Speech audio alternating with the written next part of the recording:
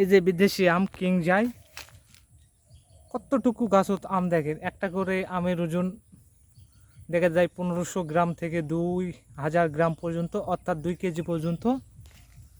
এই আমটা এখনও পরিপক্ক হয় নাই, কেবল কারা আসতেছে। এই যে দেখেন ছোট্ট একটা গাছ, ছোট্ট একটা গাছে কত আম। এই আমটা ওজন দেখলে আপনারা অবাক হয়ে যাবেন। দেখছেন একটা থোকাতে কতগুলো আম ধরে আছে, একটা থোকাতে 4টা আম। এই 4টা আম কমসে কম 6 থেকে 7 কেজি ওজন হবে।